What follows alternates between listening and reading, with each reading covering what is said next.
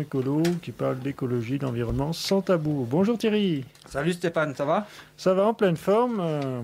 Alors aujourd'hui, de quoi allons-nous parler? De la bio, de la bio, de la bio. Voilà, Thierry qui est en train de manger son sandwich. Et un sandwich bio, n'en doute pas.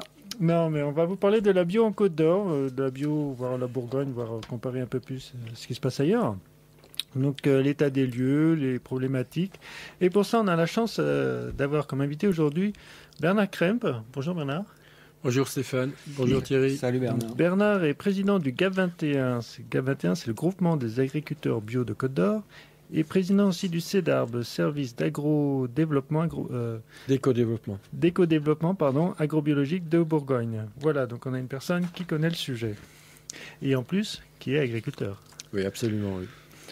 Alors, la bio en Bourgogne, en Côte d'Or plus précisément, comment va-t-elle? Tout bien, il y en a partout. Oui, il y en a dans toutes les productions. Elle totalise en termes d'hectares 45 000 hectares à quelques dizaines d'hectares près et un peu plus de 300 producteurs, toutes productions confondues. Donc la répartition, nous en Côte d'Or, on a la chance d'avoir historiquement un département qui a beaucoup de vignobles.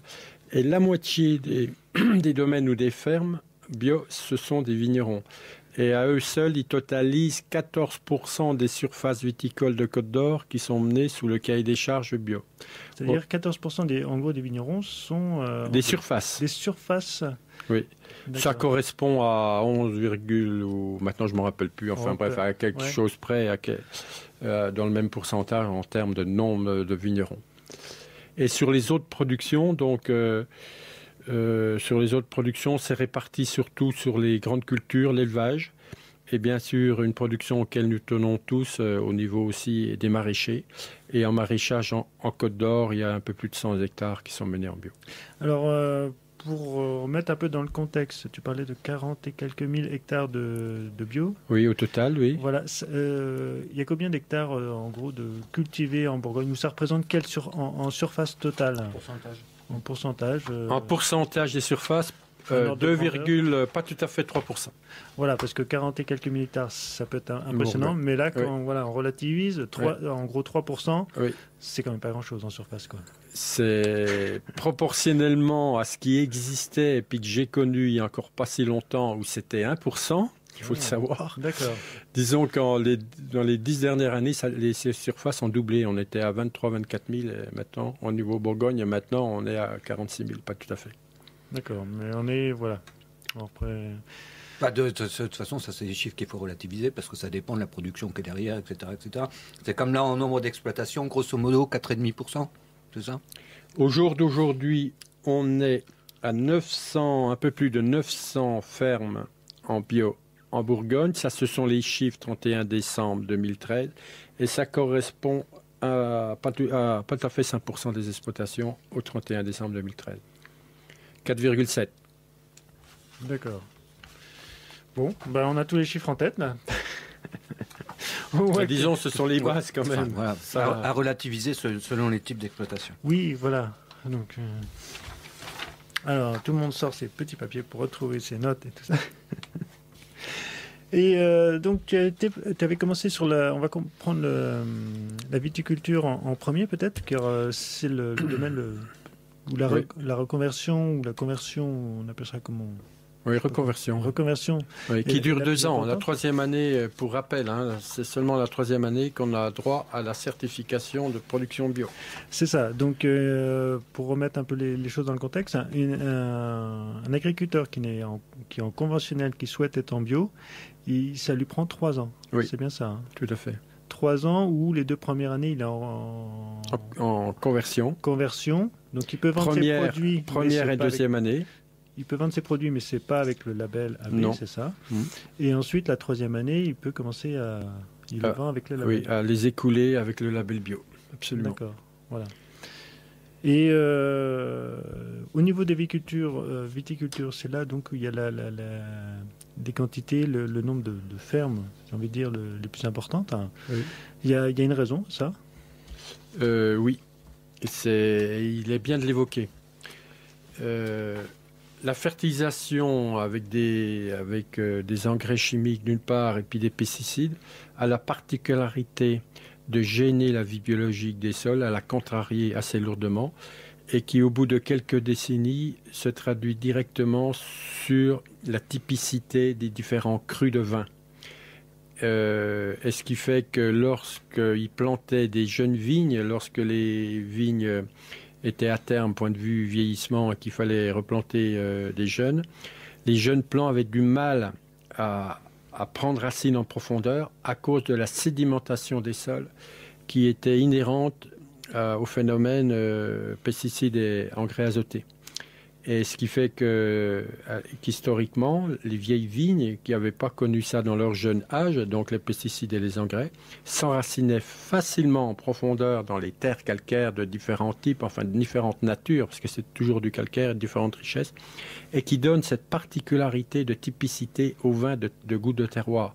Et les fins connaisseurs, quelle soit leur origine nationale ou étrangère, s'apercevaient qu'il y avait une perte de qualité du vin et donc les grandes maisons, et sans parler des grandes maisons, mais aussi des vignerons avisés, c'est une des principales raisons pour lesquelles, en se servant de l'expérience et du vécu et du témoignage des vignerons qui, eux, l'étaient depuis de nombreuses années, qui étaient les précurseurs, qui étaient les pionniers en Côte d'Or, en faisant des analyses rapprochées de leur vin, la qualité ne baissait pas, était maintenue.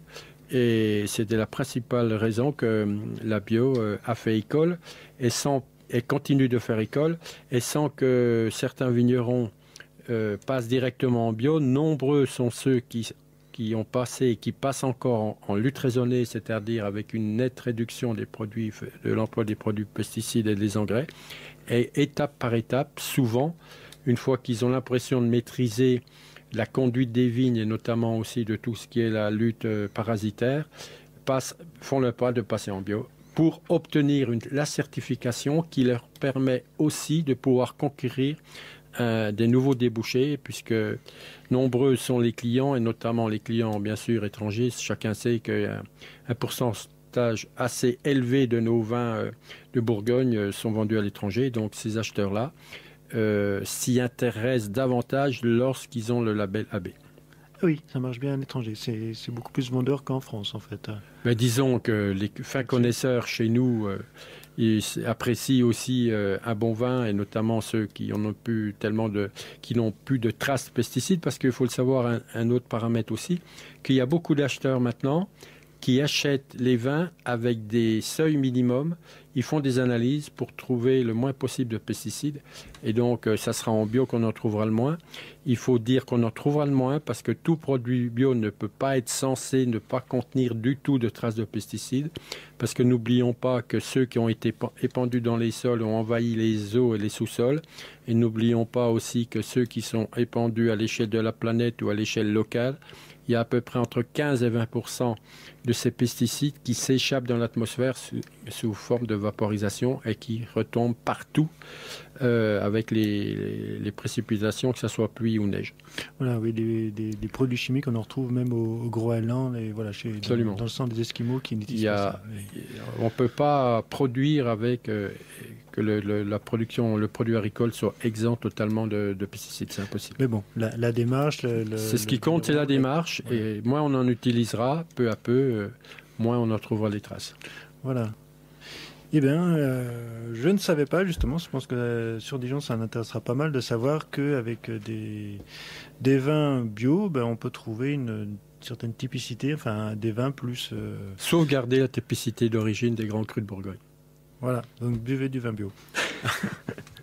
Et autrement, tu parlais donc des autres productions. Oui. Alors je sais que tu connais bien celle de production. Attends, Stéphane, je voudrais rebondir sur un point, puisque ce qui concerne la viticulture,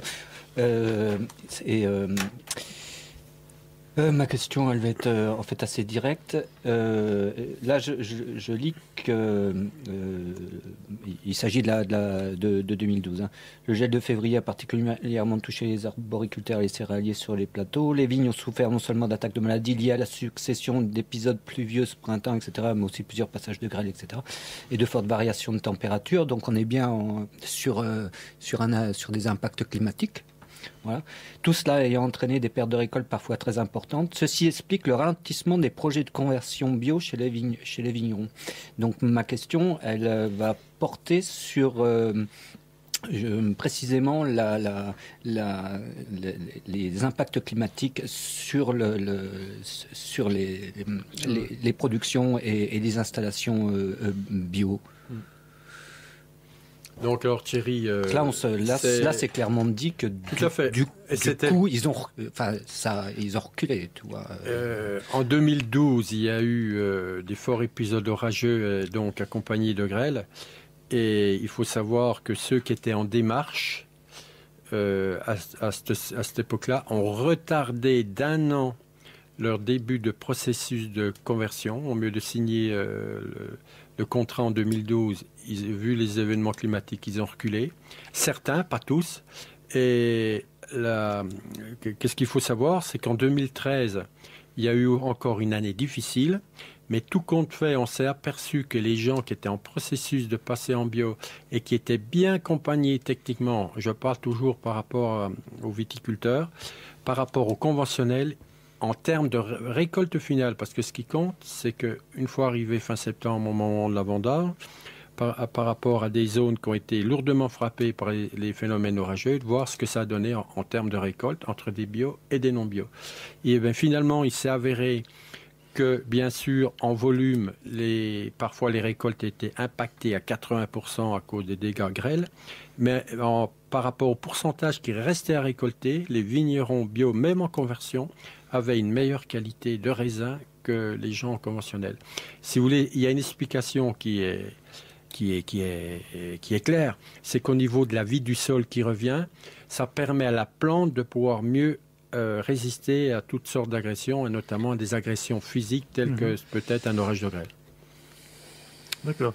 Alors, on a parlé de reconversion, là. Est-ce qu'il y en a qui font demi-tour, une fois qu'ils sont en bio, qui arrêtent? Ça existe Alors, ça, c'est une question qu'il ne faut surtout pas éviter, parce que ça existe dans toutes les productions, il faut savoir. D'accord. Des gens qui arrêtent. Mais Dieu merci, ils n'arrêtent pas parce qu'il y a déception sur les résultats. Souvent, ils arrêtent parce que c'est des départs en retraite où le successeur, qu'il soit familial, mais très rarement, mais surtout quand c'est repris par quelqu'un d'autre, et on a le même phénomène dans les autres productions, et on veille justement maintenant à ce que ça soit de moins en moins le cas. Les gens qui reprennent, ils n'osent pas. Ils ne reprennent pas en bio. Ils reprennent pas en bio. Mais c'est rare, hein. En fait, c'est très, très rare. C'est 1 par an au niveau des vitis, voire 2, mais c'est pas plus loin. Ou des gens qui étaient en énorme difficulté financière avant de passer en bio et qui n'ont pas pu redresser la barre parce qu'il vaut mieux ne pas être en difficulté financière, quelles que soient les productions, lorsqu'on passe en bio, parce qu'il faut se refaire la main. Il y a toujours moins de production les premières années, il faut le savoir. Il n'y a pas d'écoulement tout de suite avec la valorisation bio non plus. Donc, il y a tout un marché, tout un savoir-faire à réapprendre. Absolument. Et donc, il y a certains qui, quand ils reprennent, ou plus rarement, des gens qui reculent parce qu'ils ne sont pas suffisamment accompagnés ou ils n'ont pas assez suffisamment compris la démarche au niveau des conduites culturelles ou agronomiques. Je voudrais poursuivre sur les impacts climatiques. D'ailleurs, tu en parlais un petit peu tout à l'heure avant l'émission. Est-ce que tu observes que les choses se modifient sur le plan climatique en Bourgogne et en Côte d'Or? Absolument. Là, il n'y a pas photo. Moi, personnellement, j'ai toujours vécu dans la région et plus particulièrement en Val-de-Saône. Donc, je vais vous donner un exemple qui me touche directement en tant qu'éleveur. Donc, je suis censé tous les ans à récolter des fourrages en prairie naturelle, puisque je fais que de la prairie naturelle et des herbages, pâturages où que les animaux sont à la belle saison. Lorsque j'étais jeune, la floraison des prairies naturelles était toujours autour du 10 juin à 8 jours près, soit le 5 juin, soit le 15 juin. Et maintenant, peu à peu, d'année en année, en 40-50 ans, cette floraison naturelle des prairies naturelles, elle a avancé entre 15 et 21 jours. C'est-à-dire, maintenant, c'est plutôt toujours 3 semaines, c'est-à-dire c'est du 25 mai, voire j'ai déjà vu du 20 mai que les prairies naturelles fleurissent. Tout simplement, comme toute plante, le foin, la flore graminée ou légumineuse que compose une bonne flore naturelle, elle fleurit lorsqu'elle acquiert, par rapport au moment où elle commence à débourrer en fin d'hiver, une certaine somme de température, c'est-à-dire la température moyenne de chaque jour qu'on ajoute jour après jour. Et c'est ça qui la fait fleurir, comme tout végétaux. Et ce qui fait qu'il y a des traductions, bien sûr, qui ne sont pas... si on s'ouvre trop sec, eh bien, le fourrage n'aura pas le temps de se développer. Alors que d'habitude, s'il pleuvait début juin, le fourrage se développait de façon assez remarquable. Et maintenant, comme il fleurit avant le mois de juin, s'il ne pleut pas suffisamment au mois de mai, on a nettement moins de foin. Et ça, ce n'est pas la seule incidence, mais ça serait trop long pour vous expliquer les autres incidences que ça aurait. Est-ce que tu observes que les saisons sont moins marquées? Ah oui, absolument. C'est-à-dire, de la même saison, déjà les écarts de température ne sont pas progressifs. Maintenant, ça se fait par des à-coups, comme par du saut de mouton. Et très vite, on peut avoir anormalement tempéré et anormalement chaud, par exemple en été, et puis maintenant en automne anormalement doux. Et enfin, voilà. Et au printemps, c'est plus transitoire. Très vite, on se retrouve avec des journées trop chaudes, quoi. Ok. Bon, on va revenir après pour continuer sur la bio et en apprendre un peu plus. On va faire une petite pause musicale avec Crush de Tahiti 80.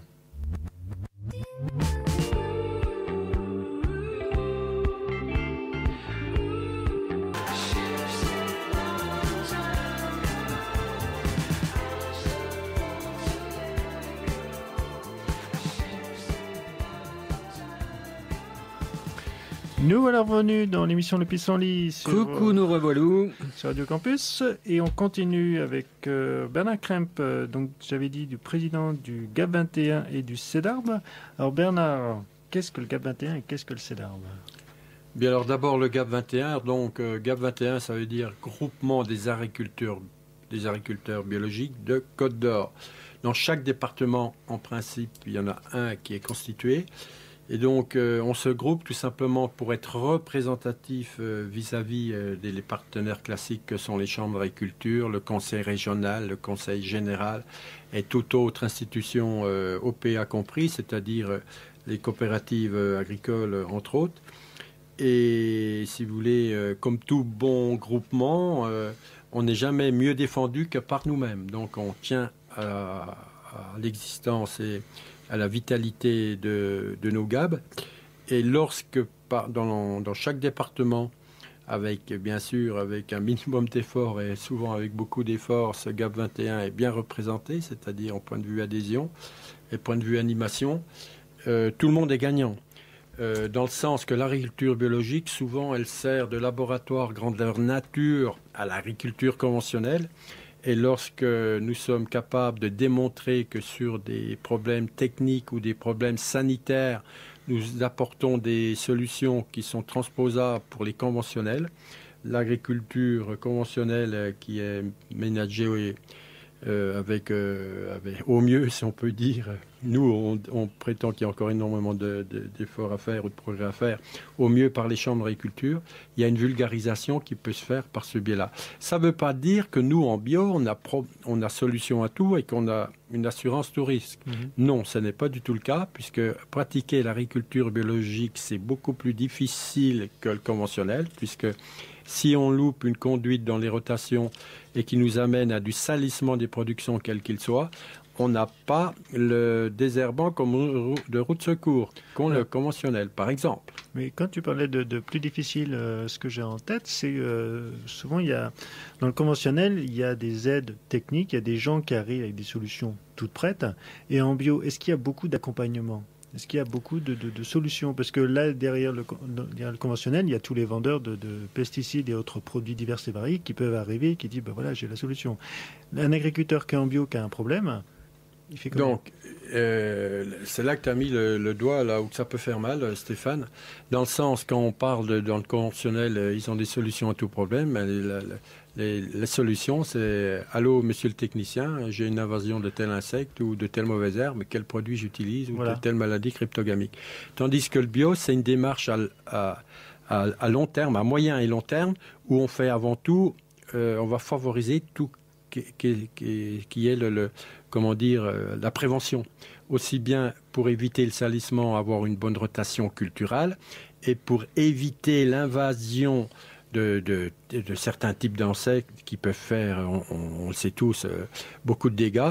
On va favoriser, dans le cadre de cette même rotation, que les prédateurs d'insectes qui peuvent être gênants ou envahissants ou destructeurs de culture puissent être aussi favorisés dans leur développement pour que l'équilibre insecte qui existe et qu'on sait faire, qui se autocontrôlent entre eux pour que ça soit jamais au niveau invasion, au niveau prolifération, que ça risque de compromettre l'existence ou la destruction d'une culture. Et c'est pour ça que je dis beaucoup plus difficile, parce que ça se prépare à l'avance, et je veux dire à l'avance dans le cadre de formation en salle, par rapport aux candidats à l'agriculture biologique. Il faut les initier sur cette réalité de la vie des sols et de la vie de l'écosystème et du milieu. Et lorsqu'on leur donne les bases, la vie, point de vue équilibre, traduit au niveau du monde des insectes, entre autres, mais disons que c'est le plus visible, très vite, il y a un certain équilibre qui se constitue. Quand on parle de très vite, c'est de 2 à 4 ans. Tout dépend de l'historique, de la façon dont les terres ont été malmenées ou pas, ou qu'il existe encore un potentiel de faune auxiliaire ou non. Voilà, je prends un exemple, c'est des terres agricoles conventionnelles classiques, il n'y a pas forcément de haies autour, et j'ai visité plusieurs maraîchers qui sont bio, il y a toujours des haies autour où les oiseaux peuvent nicher dedans et vont prendre les insectes qui peuvent nuire aux cultures. C'est ça. Alors les haies, c'est un très bon exemple, parce que les insectes auxiliaires, comme tout le monde, ont besoin d'un biotope, c'est-à-dire d'un lieu de vie qui leur garantisse leur existence, point de vue cadre et environnement. Et donc, justement, ça fait partie, surtout dans les productions à petite surface, que sont le maraîchage. Ça fait une des premières actions à mener, c'est l'implantation, effectivement, de haies. Après, au niveau de la vie des sols, parce que la vie des sols, elle est très complexe. Visuellement, on ne s'aperçoit pas de grand-chose. Surtout les premières années, une fois qu'un sol va bien, visuellement, on voit tout un monde d'insectes qui s'installent, des vers de terre, tout ça, mais non seulement, il y a aussi les bactéries. Alors, je peux, juste une aparté, je peux certifier, je suis allé une fois chez Bernard, ça faisait des années que je n'avais pas vu une prairie avec autant de vers de terre dedans. J'étais impressionné. Oui, c'est exact. C'est toujours très impressionnant quand on prend une bêche, ça étonne plus d'une personne. Mais ça, c'est un sol vivant, c'est comme ça que ça doit... être. J'ai cru que tu allais dire que ça faisait des années que tu n'avais pas vu une vache. Si, j'avais quand même les mêmes traits dans ma jeunesse. Mais alors, juste pour terminer, le CEDARB. Oui, donc le CEDARB, justement, on parlait d'accompagnement et puis de formation en salle. Donc il a été créé au début des années 80 parce qu'à l'époque, par rapport aux pionniers, comme dans chaque région, ils pouvaient avoir en termes d'agriculture bio, il n'y avait pas de techniciens qui étaient affectés à leur service, le technicien bio. Les chambres d'agriculture à l'époque ne s'y intéressaient pas parce que numériquement, on était très très peu nombreux. Donc les agriculteurs bio de Bourgogne à l'époque, qui étaient une vingtaine, 20 ou une petite trentaine, ont été frappés à la porte des collectivités territoriales. Et il y a eu une réponse positive au conseil régional qui à l'époque a eu la gentillesse de nous affecter un budget pour nous payer un salarié, enfin à la hauteur d'un budget d'un salarié. Et donc peu à peu, ça a pris de l'ampleur. Et actuellement, en équivalent temps plein, on est une petite quinzaine de salariés au CEDARB, mais c'est non seulement le conseil régional qui affecte au budget, mais bien sûr, même Agrimaire, donc l'ADRAF, donc tous les services officiels du ministère de l'Agriculture, et aussi des agences de l'eau ou d'autres au niveau de certains associations d'utilité semi-publique qui parfois nous demandent d'intervenir à un endroit bien précis avec un petit budget. D'accord. Bernard, quand on parle de bio et d'implantation d'agriculture bio, on parle essentiellement de conversion pour la grosse majorité. Oui, on parle très très peu de création, d'exploitation. Donc, de porteurs de projets. Oui, c'est essentiellement de la conversion, parce que oui. Tous ces chiffres-là, étant mieux qu'ils soient en augmentation, évidemment, mais c'est quand même sur un fond de population paysanne qui est de plus en plus à la baisse, et puis sur une quantité de surfaces exploitables qui sont de plus en plus grignotées par l'urbain. Donc on parle essentiellement de conversion quand on parle de la bio. Exact. Alors ma question, c'est est-ce qu'il y a des difficultés particulières j'imagine par exemple qu'une grosse exploitation conventionnelle, c'est très difficile de la convertir, parce que si j'ai bien compris, la logique du bio veut qu'il y ait aussi une problématique de taille critique ou de taille optimale. Tu vois ce que je veux dire? C'est absolument ça. Techniquement, il me semble que là, il y a alors, c'est pour aussi revenir dans le registre des aides. Est-ce que ce clivage, ce hiatus entre les deux logiques freine le développement du bio? C'est pour une grande partie, c'est un des freins essentiels. C'est-à-dire la taille est un frein. Parce que un agriculteur en place qui est en conventionnel, s'il veut passer en bio, et puis bon, s'il a une grande ferme, souvent c'est des GAEC, mais en tout cas, il ne peut le faire que progressivement.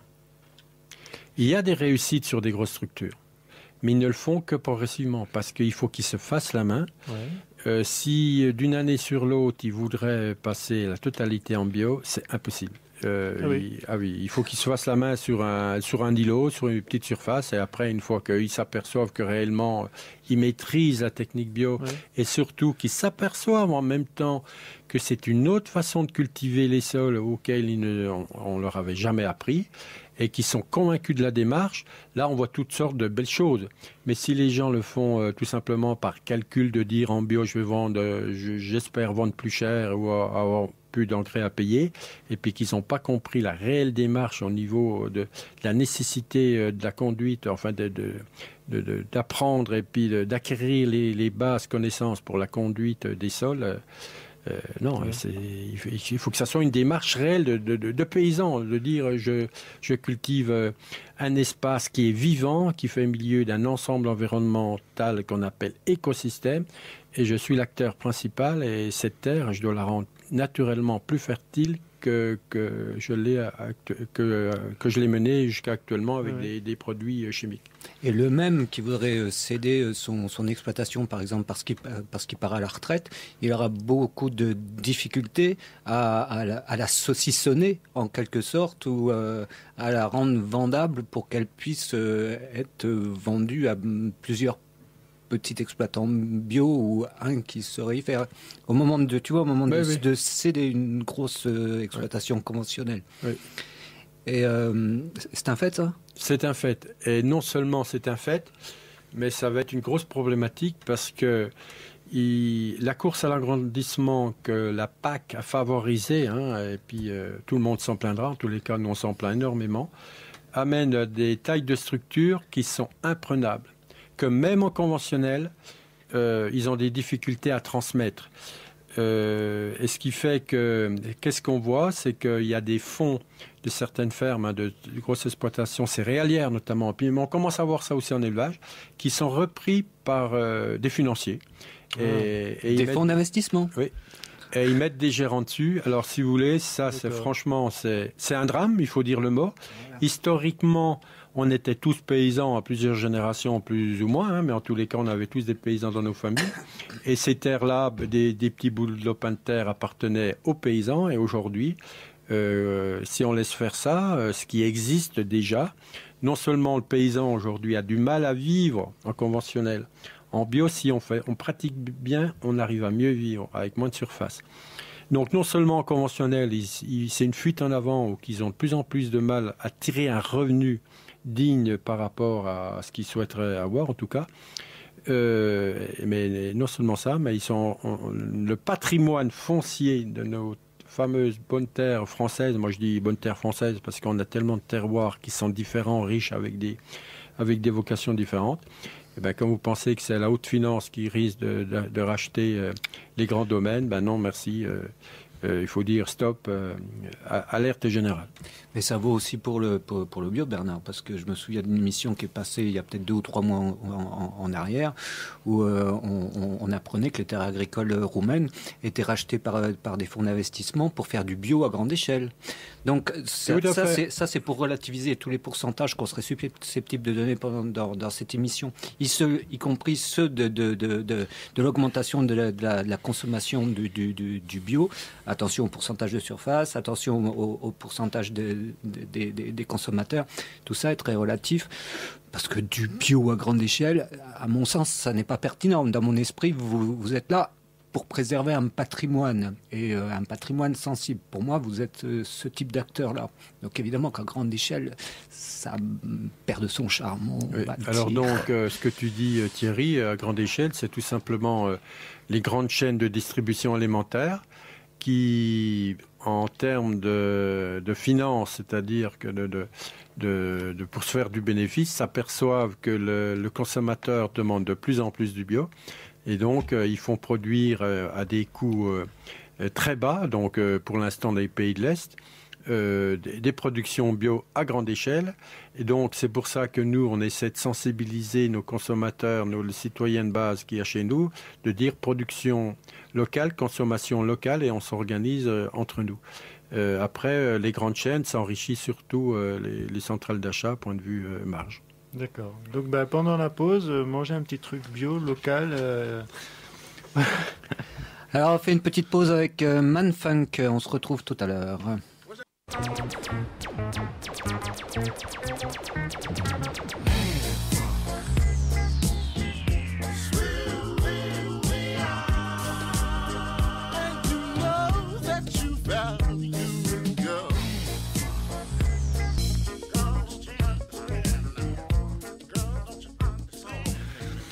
Nous voilà revenus dans l'émission Le Pissenlit. On continue sur la bio avec Bernard Kremp. Bernard, on en discutait tout à l'heure. Voilà, on produit en bio. On a vu l'intérêt de produire en bio. Enfin, on a vu un aperçu. Comme d'habitude, l'émission Le Pissenlit n'a pas vocation à répondre à toutes les questions. On a plutôt vocation à faire ouvrir les yeux, à créer de la discussion. Et donc de la bio, on en produit un peu en Côte d'Or, de plus en plus, ce qui est une bonne chose. Ça part pour où? Qui achète de la bio localement et des agriculteurs? Ils fournissent qui? Comment? Est-ce que tu as quelque chose? Bon alors, on va essayer de cibler une ou deux productions.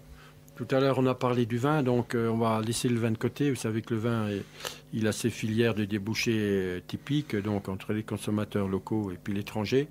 Donc après, on va parler de la production végétale, donc notamment tout ce qui est panifiable. Le panifiable, ça veut dire produit chez nous, ça veut dire le blé et l'épeautre. Épeautre qui prend une place de plus en plus importante vu les qualités nutritionnelles qu'il a par rapport à nos blés modernes. Maintenant aussi, en parlant de blé, Dieu merci, il y a les blés anciens qui reviennent de pleine actualité parce que nutritionnellement parlant, ils sont aussi beaucoup mieux adaptés et plus profitables que les variétés de blé modernes. Donc au niveau des productions céréalières, au niveau des blés, il n'y a pas assez de blé panifiable, il faut le savoir, au niveau français comme à l'échelle bourguignonne, pour satisfaire les besoins du pain bio consommé en France.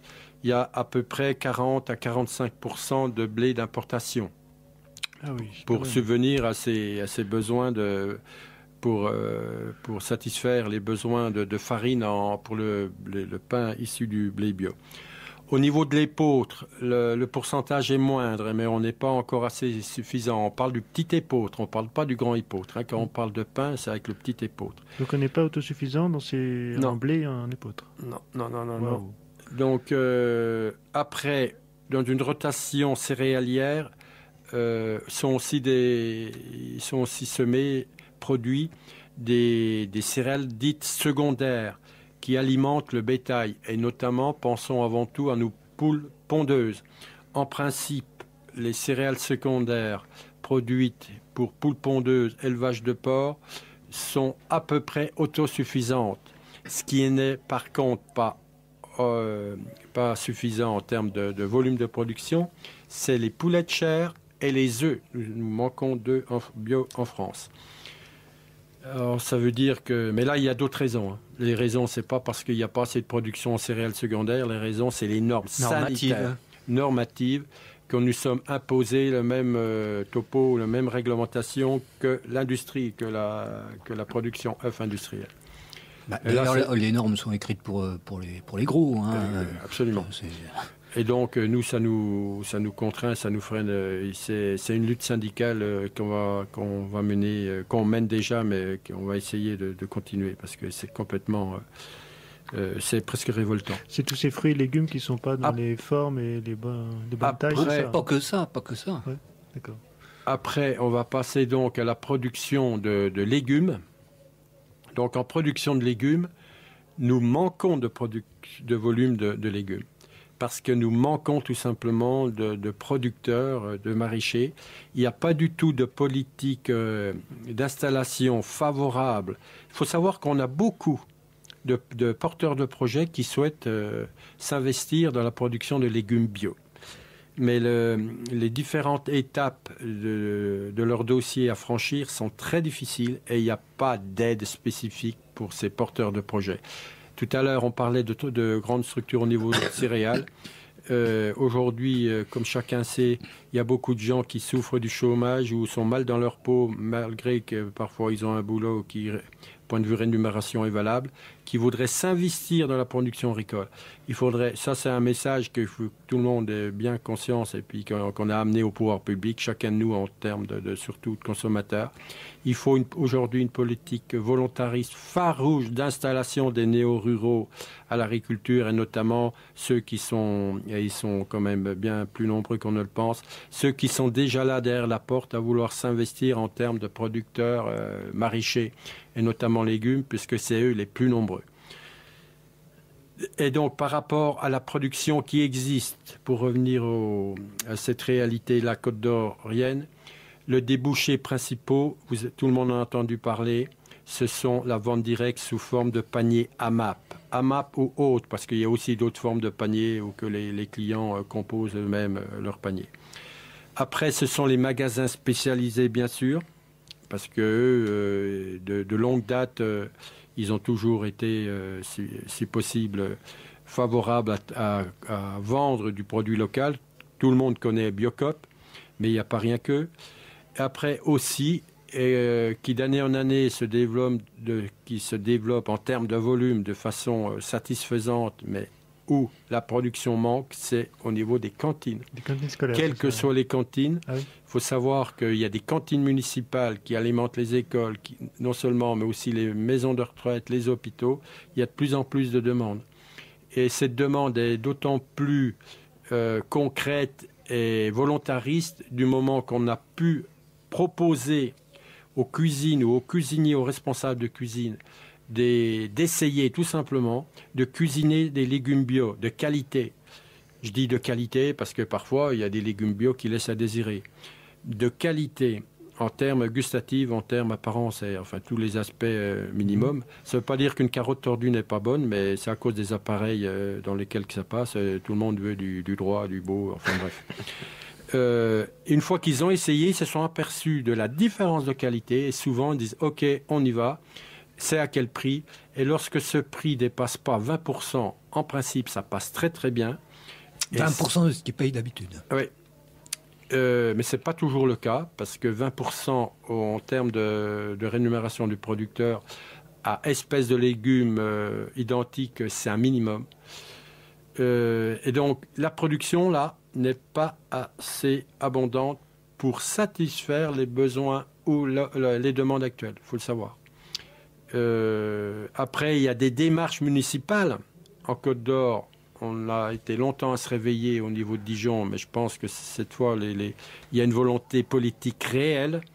Mais ce qu'il faut mettre en phase, et où qu'on a besoin des politiques, et où qu'on a besoin des collectivités territoriales, et bien sûr du national à l'échelle ministère de l'Agriculture, c'est de favoriser, d'aider réellement les porteurs de projets en légumes. Et c'est ceux qu'il faut favoriser prioritairement par rapport à tous les porteurs de projets.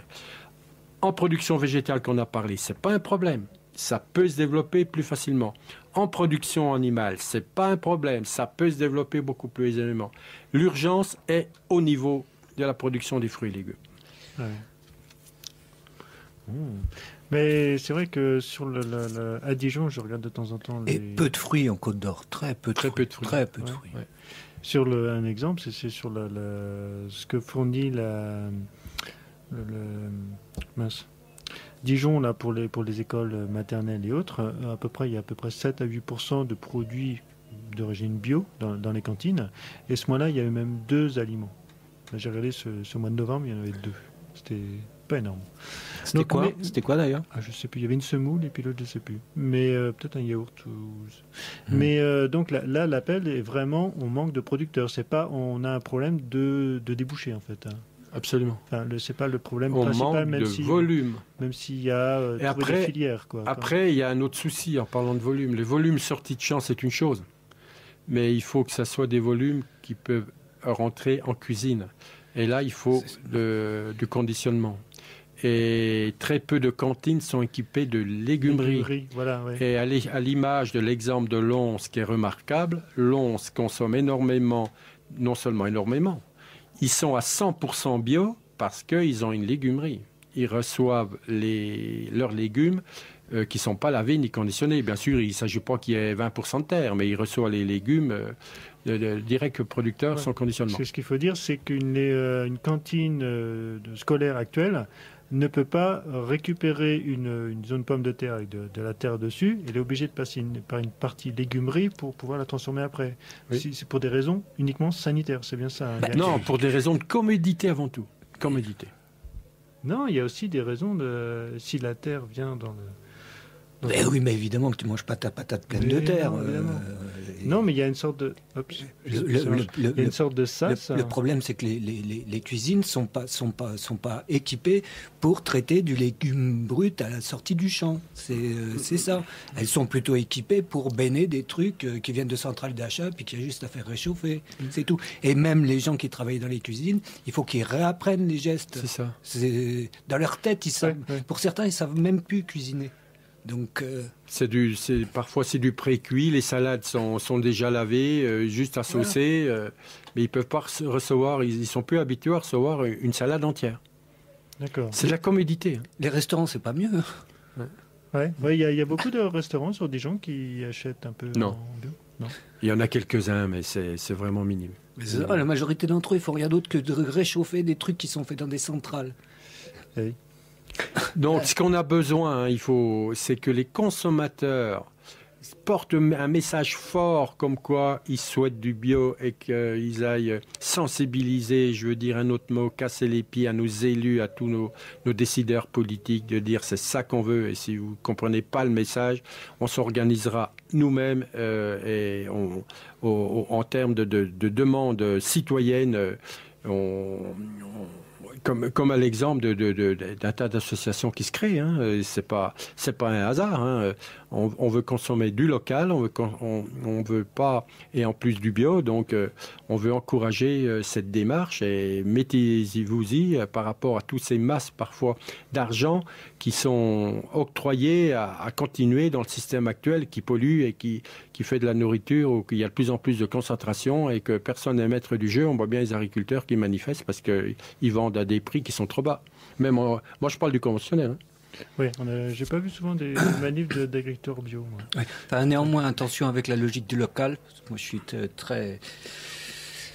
très attentif à ça. En l'occurrence, la logique du local, poussée au bout du bout, c'est Cochon Noir de Bigorre qui aboutit exclusivement sur les tables des 3 étoiles. Et puis c'est l'explosion de toutes les OP, les AOC. Si on pousse la logique au bout du bout, on ne vendrait du camembert qu'à camembert, ce qui serait complètement con. Alors ce serait d'autant plus con en Bourgogne que la plupart des vins partent à l'exportation, y compris bio. Donc le local, attention à la façon dont on utilise on est bien ça. d'accord, Thierry. C'est Oui. Voilà. Qu'est-ce qu'on entend par local, hein? Il y a c'est pas un trait sur la carte non plus. Hein. Oui. Il y a je voulais te demander quelque chose, Bernard. Est-ce que alors, c'est très compliqué parce que parler du bio et de la production bio, ça suppose le maraîchage, ça suppose les légumes de plein champ, ça suppose les volailles, ça suppose les viandes, enfin les céréales, et à chaque fois c'est un problème différent. Les problèmes d'un maraîcher, c'est pas ceux d'un céréalier, hein, pas du tout. Au demeurant, on va reprendre encore les légumes. Il semblerait que ce soit ça qui permette de parler plus facilement. Mais est-ce que quelqu'un qui s'installe en bio, admettons en légumes, gagne sa vie? Il peut gagner sa vie. Mais s'il est obligé de démarrer à zéro, à tout point de vue confondu, c'est-à-dire à s'équiper en matériel, déjà trouver des terres. Donc il vaut mieux pas qu'il les achète. S'équiper en matériel, parce que le matériel, si on fait un petit jardin, c'est une pioche et puis une petite grelinette, un truc comme ça. Mais lorsque vous avez plusieurs hectares, donc il faut du matériel, et ça a un coût. Les véhicules, parce qu'après, il faut aussi déplacer sa production, il faut, si on veut faire de la vente directe. Bâtiments pour mettre tout ce matériel au sec. Après aussi, bien sûr, en termes au tout départ de la production, s'équiper en serre, parce que ça c'est indispensable lorsqu'on va avoir un peu plus de précocité au printemps, et puis que la période de soudure, c'est-à-dire entre les derniers légumes d'automne et les premiers du printemps, soit pas trop longue, il faut s'équiper en serre. S'il a un gros billet dans la poche pour démarrer, tout ira bien, mais s'il démarre à zéro, il va galérer, il peut galérer 7, 8, voire 10 ans, quoi. Il ne faut pas rêver. Tout à l'heure, on parlait de politique farouche d'installation. C'est là qu'il faudrait avoir des aides spécifiques pour ces porteurs de projets, après les avoir bien sûr accompagnés et suivis pour voir si leur démarche est valable et que s'ils sont à la hauteur, disons, pour relever ce défi de s'installer en production maraîchère. Mais c'est là qu'il y a trop de déchets aujourd'hui, ou trop de gens qui en bavent. Il faut une volonté et puis des forces physiques au-delà de la moyenne pour y arriver. Il faut pas arriver. Et puis il suffit de 2-3 coups durs climatiques, tout peut être par terre, alors qu'au départ, il y avait une volonté farouche et sincère de s'inscrire dans la démarche en termes de producteurs, et non seulement, souvent, qui maîtrisaient, qui avaient compris au niveau de la technicité ou de la conduite agronomique de leur terre. Il faut une volonté farouche, sinon on ne s'en sortira pas. Ça, c'est message aux politiques, on le dit chaque fois, ils sont durs d'oreille, mais il faut le répéter sans cesse. Et puis vous, consommateurs, faites-le de façon très forte, très, très soutenue. Je veux rebondir encore là-dessus. On a eu une réunion l'autre soir, il y a un chiffre qui m'a frappé, je ne sais pas si tu l'auras encore en tête, mais est-ce que tu te souviens combien un maraîcher paye d'assurance pour couvrir une perte d'exploitation? Alors, là, on parle d'assurance climatique, c'est ça? Alors, il n'est pas reconnu dans le cadre d'une catastrophe naturelle, ouais. Donc il se mange le truc, hein, voilà, ouais. Et il est censé avoir pris une assurance. Combien il paye? Alors, si ça serait pour protéger ses cultures, ça va entre 2 000 et 3 000 euros l'hectare, pour s'assurer sur de la grêle ou de toutes sortes de ravages causés par des effets climatiques. Et après, pour entrer dans les clous des calamités agricoles, il faut avoir un bâtiment agricole assuré. Et celui qui démarre, qui n'a encore pas de bâtiment parce qu'il a trouvé Pierre-Paul Jacques qui lui prête un petit abri pour mettre son matériel, il n'a pas d'assurance, et donc on avait un calotoir où que, du coup, il y avait un dossier béton en termes de chiffrage des dégâts, mais son dossier a été rejeté parce qu'elle n'avait pas un bâtiment agricole à son nom, alors que c'était une personne qui démarrait, elle était en 2e ou 3e année de nouveaux producteurs. Donc, résultat des courses, tu as 5 hectares d'office, de toute façon, tu auras 15 000 euros déjà, rien que pour te couvrir et puis pour être mal couvert, quoi. Absolument, tout à fait. En débutant l'année. Oui. Ça calme. C'est un exemple qui est concret, qui est réel. Calme. Après, Et à côté de ça, on a besoin de production, on a besoin de néoproducteurs parce que des maraîchers conventionnels qui passent en bio, ça n'existe pas. D'autant plus que les maraîchers conventionnels sont quasiment inexistants maintenant par rapport aux viviers qu'on avait en Côte d'Or, qu'il faut quand même bon de le rappeler, canton d'Aussonne, ils étaient 600 en 1950 et aujourd'hui ils sont une petite dizaine ou peut-être 11 ou 12 avec. On parle pas des produits. Il y a des gens intelligents qui se sont mis en cuma de production de pommes de terre. Ils font uniquement de la pomme de terre ou de l'oignon. Moi je parle des maraîchers, c'est-à-dire une gamme de légumes, 15 espèces différentes minimum. Il y en avait tout autour de Dijon aussi. Ah bien sûr, toute ceinture urbaine, il y avait. C'était une ceinture vivrière. Voilà. Ils sont une poignée actuellement, quoi. Ouais. Une petite poignée. C'est pour ça que je posais le mot tout à l'heure, la question tout à l'heure précisément de la création. Voilà. Et justement, au début, tu parlais de l'aspect technique, le soutien technique avec le CEDARB. Tu parlais des formations au niveau du lycée agricole. Il y a des formations spécifiques agriculture bio, ça se passe comment? C'est bien, alors, on en parle. nous, justement, de longue date, on réclame au pouvoir public dans le cadre de leur programme d'enseignement agricole d'inclure réellement non seulement un module, mais les grandes bases sur lesquelles repose la conduite des sols en agrobiologie. Donc ça, c'est toujours pas fait. Par contre, ils ont des modules, c'est-à-dire si parmi les élèves, il y en a qui s'intéressent à l'agriculture biologique, ils peuvent avoir droit à un certain nombre d'heures d'enseignement au niveau de l'agronomie de conduite en bio. Mais c'est pas suffisant, ça se fait pas comme ça en quelques heures dans l'année, en 20 heures dans l'année. 20 heures. Oui, enfin, je ne sais pas exactement, mais c'est pas un programme complet. Alors, il y a quelques écoles quand même, à l'image je parle du plus près, il y en a d'autres, de BPREA, donc formation pour adultes, celui de Montmoreau, qui a une très bonne réputation de formation en agriculture biologique. Tu parlais justement des néo-ruraux qui veulent retourner vers la terre. Ça prend combien de temps une formation? Ça prend après les thématiques, ce qu'on veut faire, mais... Bon, tout dépend du vécu de la personne en question, mais disons, il faut 2 ans minimum, quoi. 2 ans de formation. Et puis de formation par alternance, hein. Oui, sur le terrain. Bon, aussi y a pas bien que la théorie, chez bien les sûr. paysans bio et puis en salle, quoi. Il faut 2 ans. D'accord. Puis après, ce qu'il faut quand même aussi préciser, c'est que c'est quand même une activité incroyablement physique. Ouais. Faut quand même, faut y aller, hein. Faut taper dans la butte. C'est très très physique. Oui, mais on est au contact de ce qu'on produit. Oui, mais ça change rien. Quand t'as le dos pété, mon pauvre vieux. Oui, mais... Non, mais bon, c'est sens, pas à la hauteur de tout le monde, mais non. disons que... C'est pas anodin comme choix. Comme beaucoup de métiers. Mais d'autant plus que ceux qui ont fait une démarche réfléchie, accompagnons-les au maximum et aidons-les au maximum que les... C'est pas de ça qu'ils se plaignent le plus, hein, Thierry. C'est au niveau du bilan financier par rapport à toutes les charges qu'on leur fout sous le dos très vite, comme souvent dans d'autres secteurs. Mais disons en maraîchage, ça pardonne pas, quoi. Si en plus vous avez des catas climatiques...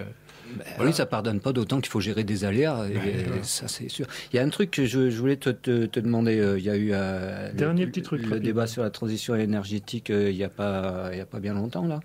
Toi, tu es producteur de bœuf et producteur d'agneau. Il y a une des préconisations qui consistait à arrêter de manger de la viande. T'en penses quoi? Moi, j'en pense que chacun est libre, mais par contre, la viande, c'est complètement anormal de la produire avec une alimentation riche sous forme de céréales ou de tourteaux qui, les grains sont destinés aux granivores, donc à nos volailles. Une vache, un mouton, une chèvre, ce sont des herbivores et avec des bons fourrages, comme je fais, il peut produire une très bonne viande à partir uniquement que d'herbes ou du très bon lait. Voilà, message. Ce sera la conclusion de l'émission. On doit rendre l'antenne. Encore un grand merci Bernard pour toutes ces informations. On aurait pu rester des heures. Formidable. C'est sûr. Merci. Merci à Radio Campus. Et puis tenez le message. Hein. Allons-y. Voilà. Merci à vous. À bientôt. Bonne journée. Au revoir à tous. Au revoir. Hé, la Marie, t'as de belles dents, aussi blanches que celles de ma jument.